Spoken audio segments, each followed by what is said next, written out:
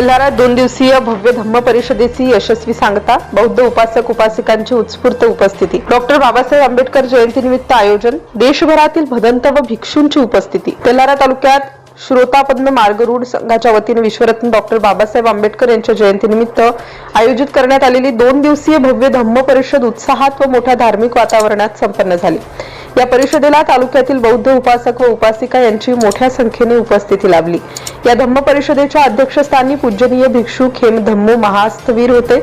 तसेच पूजनीय भदंत बोधी पालो महाथेरो, डॉक्टर भदंत RS इंदवस छत्रपती बाजीनगर, भदंत कश्यप महाथेरो, धम्म परिषदेचे प्रमुख मार्गदर्शक पूजनीय भदंत B संघपालजी महाथेरो यांची प्रमुख उपस्थिती होती. त्याशिवाय भिक्षू ज्ञानरक्षित थेरो, पूजनीय आर्याजी धम्मदर्शनी महाथेरो, भिक्षू करुणानंद महास्थवीर, सुमंगल बोधी महाथेरो, रत्नदीप थेरो, भदंत स्वरानंद यांच्यासह अनेक मान्यवर भिक्षू व भदंतांनी परिषदेला मार्गदर्शन केलं. कार्यक्रमाचे संयोजन भंते शाक्यपुत्र राहुल, भदंत S संजू, भदंत विनय पालजी महाथेरो यांनी केले. 2 दिवस चाललेल्या या धम्म परिषदेच्या यशस्वीतेसाठी श्वेतापन्न मार्गरूढ संघ तसेच बौद्ध समाजातील कार्यकर्त्यांनी अथक परिश्रम घेतले. धम्म समाज प्रबोधन आणि एकात्मतेचा संदेश देणारी ही परिषद तेल्हारा तालुक्यात विशेष ठरली असून उपस्थितांनी समाधान व्यक्त केले. DCN न्यूज करिता संपादक सागर खराटेसह आनंद बोदडे, तेल्हारा. कोणी टीकात्मक बोलले, कोणी सरळ भाषेत बोलले, कोणी आध्यात्मिक दृष्टिकोनातून बोलले. सगळ्यांचा मतितार्थ एकच आहे की तुम्ही चांगलं बनलं पाहिजे, म्हणजे तुमच्यातले जे दुर्गुण आहे ते दुर्गुण तिथं संपवले पाहिजेत. यासाठी हे प्रचाराचं केंद्र महत्वाचं होणं आणि आपला प्रचार आणि प्रसार सुरू ठेवणं हेही तेवढंच महत्वाचं आहे. तुम्ही जे बसले इथे सगळ्यात मी म्हणतो की ज्या धम्म परिषदेचं आयोजन करणारे जे आयोजक मंडळ आहे ना, वैयक्तिक कोणाचं नाव घेत नाही, मी त्यांना लाख लाख धन्यवाद देतो की या तेल्हाऱ्यामध्ये जे काही चालते ना, इथं RSSचं मूळ आहे. माहित आहे कोणाला? इथं मेन RSSचं सेंटर आहे. इथं धम्माचे घोष पाडण्यासाठी एवढा भिक्षू संघाला बोलावण्यासाठी एवढं मेहनत केल्या जाते. एवढे कोण करते? आणि व्हॉट्सअपवर लिहिणाऱ्या लोकांना काय करायचंय? मला तर मोठी शंका उत्पन्न होती की त्यांना RSS वाल्याने त्यांना पाकिट दिले की काय माहित नाही. हा एक महत्वाचा भाग होतो. अरे तुम्ही करता काय? तुम्हाला थांबवायचंच आहे ना, तर तुम्ही तुमचे काम वाढवा ना. तुम्हाला थांबवायचं आहे समोरच्याला, 20 संघपाला जर थांबवायचं असेल ना, तर एवढे चांगले भंतीचे आणून ठेवा इथं की 20 संघपाल एकदम नष्ट झाला पाहिजे. हे जे 55 काय आहे तुमचा मंडळ आहे, स्वतः संघ आहे, याला जर थांबवायचं असेल ना, तो अनाकामी करा, अरंत संघ करा. त्याला थांबवायचं आहे ना, तुम्हालाही थांबवायचं आहे. चांगल्या कामाची सुरुवात करा, याने काही होत नाही. उलट तुम्ही पोषक वातावरण निर्माण करता. हे थांबवण्याची गरज आणि आमच्यातली विकृती दूर करण्याची गरज आम्ही थांबवली पाहिजे. म्हणून म्हणतो की केवळ बाहेरून नाही आणि आमच्या लोकांना आम्ही ट्रोल करण्याची गरज नाही आहे, आवश्यकता नाही आहे. अरे ट्रोलच तुम्हाला जर हिंमत असेल ना, तर ट्रोलच करायचं असेल तर जाऊन त्यांच्या ट्रोल करा ना. त्यांना काय होते तुमचं? काही नाही होत. म्हणून विद्रोही तुकाराम महत्वाचा आहे. कारण विद्रोही तुकाराम मी का म्हणतो? विद्रोही तुकाराम महाराजांनी ज्या वेळेस ब्राह्मणाच्या विरुद्धचे काही शंख पुकारलं, ब्राह्मणाच्या संबंधीचे काही शंख पुकारला, तो शंख निर्माण करण्याचं काम केलं आणि हे सहन झालं नाही. त्याला माहित होतं की जर इथं या तुकारामाला आपण जर संपवलं नाही तर भविष्यामध्ये प्रत्येकाच्या हृदयातून तुकाराम निष्पन्न होतील आणि ही संस्कृती बंद पाडतील, ब्राह्मणाची संस्कृती बंद पाडतील. यासाठी मंबाजी भटासारखा उभा राहिला आणि चाकोरी त्याला 42 वर्षाचा तुकोबा राया. किती वर्षाचा?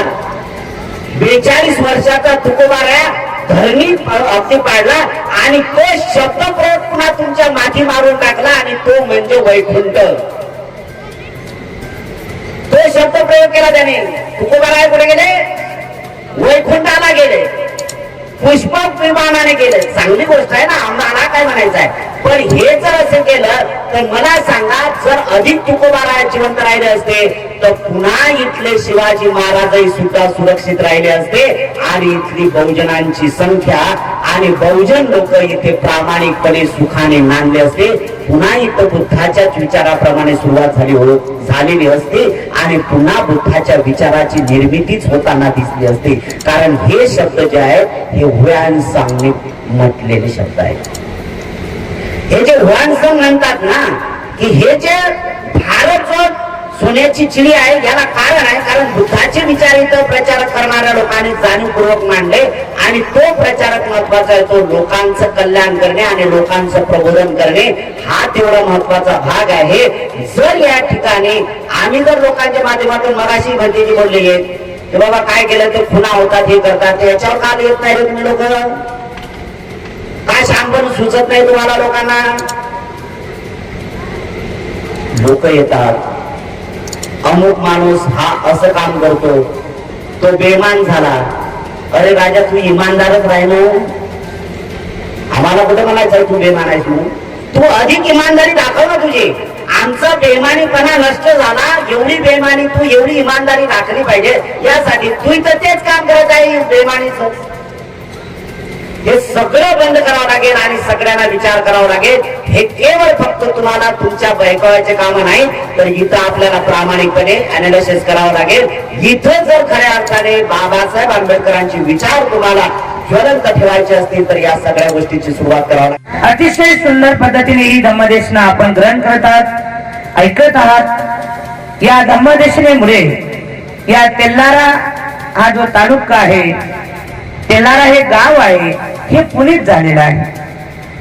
तेल्लारा गावातील तालुक्यातील जे लोक आहेत उपासक आहेत ते पुण्यवान झाले आणि पुण्यवान झाल्यामुळे तुम्हाला ही धम्म श्रवण करण्याची संधी आपल्या सर्वांना लाभत आहे. छोटीशी गोष्ट मी तुम्हाला या ठिकाणी सांगतो. 1998-99 ची गोष्ट असेल. जवळपास 98-99 मी 11वी आणि 12वीला तुमच्या तेल्लाऱ्यामध्ये गोपाळराव खेळकर या कॉलेजला मी होती.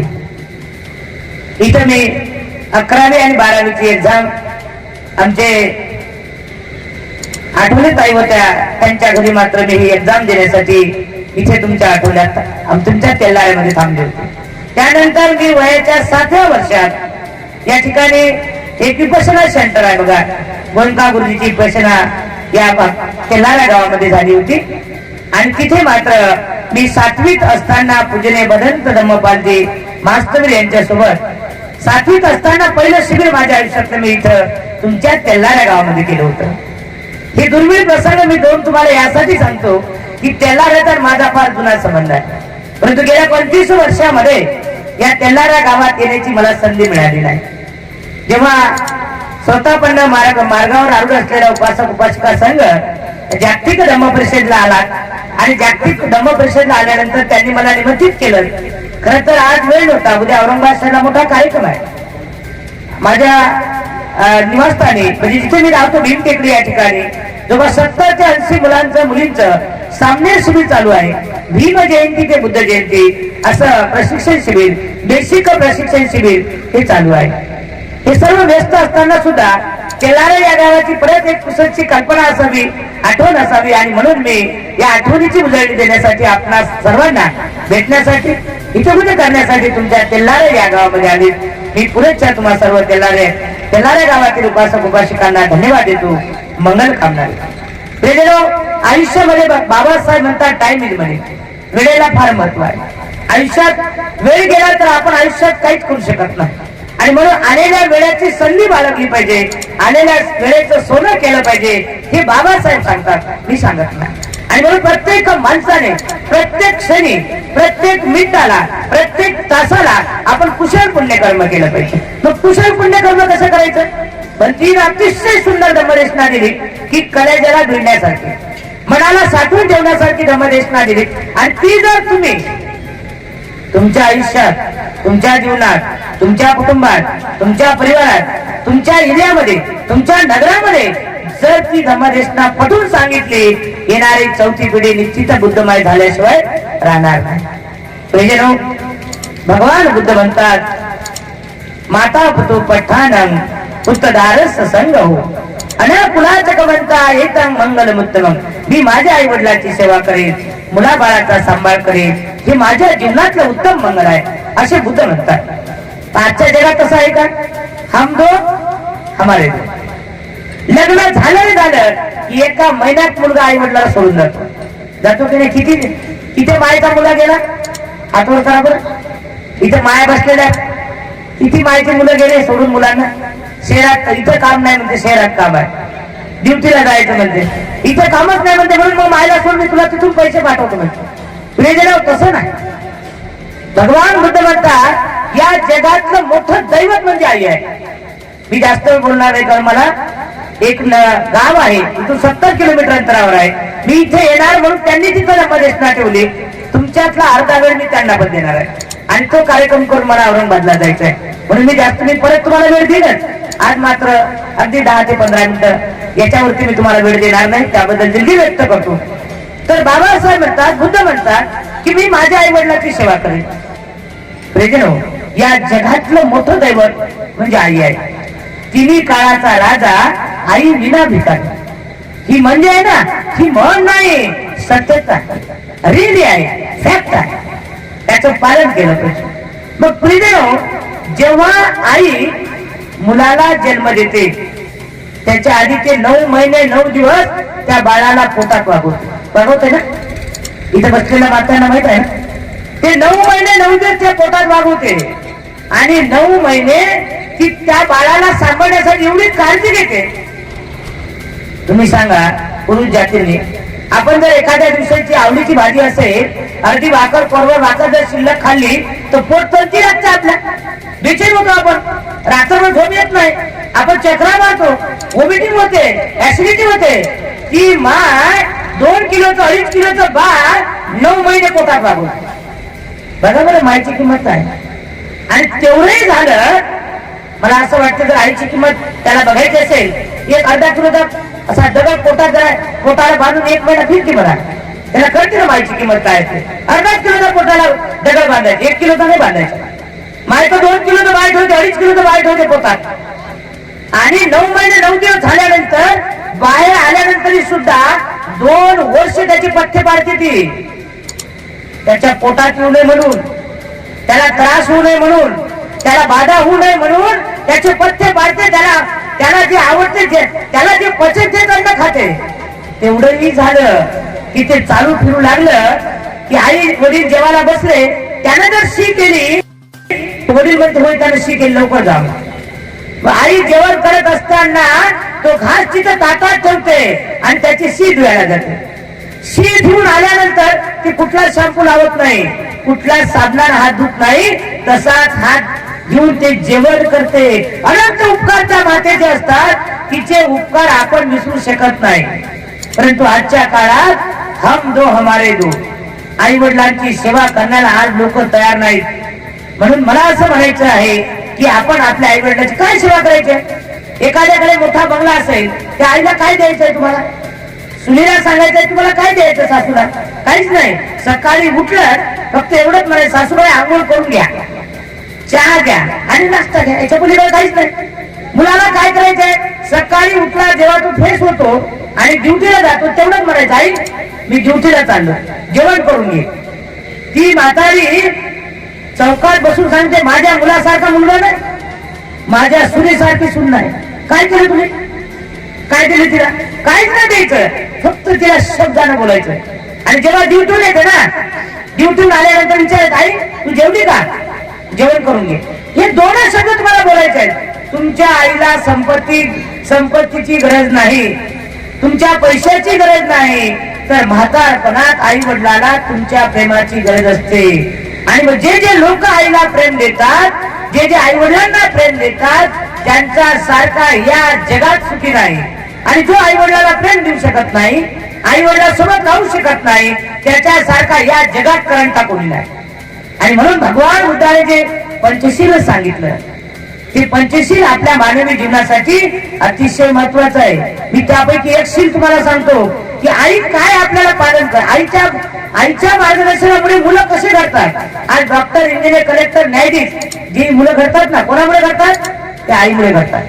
आम्ही नेहमी सांगतो की बाबासाहेबांनी जे 10 संस्कार दिले, त्यापैकी लग्नविधी, साक्षरंग आणि गर्भधारणा विधी. तुमच्या अकोल्याकडे तेलाऱ्याकडे काय करतात माहित नाही मला, पण आमच्याकडे तर लय सुंदर विधी करतात. लग्न म्हटलं की त्या लग्न पत्रिकेवर लिहिलेलं असते आपल्या आगमनापर्यंत. मग लग्न असते 11-12ला आणि भंतीजी गेले, भंतीजी शॉर्टकट मारा. हो भरतीजी शॉर्टकट मारा. अरे सकाळी 11 वाजतापासून तर 5 वाजेपर्यंत ती भरतीची टेबल बसतात, कोणीच येत नाही. नाचून नाचून ते दारू संपते, याच्या अंगातली ताकद संपते, तेव्हा कुठं नवीन लोक त्या मंडपामध्ये येतात.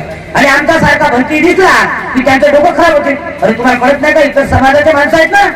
भरतीजी शॉर्टकट मारा. आता माझ्यासारखा आणि भरती असेल शॉर्टकट मारेल, पण विद्वान भरती असेल मारेल का? कोण आणला का तो भरतीजी? कोण आणला का रे? ते भरतीजी कोण आणला तर ज्यानं आणला त्याला कहो तर मा मरे न कहो तर बाप कुत्ता.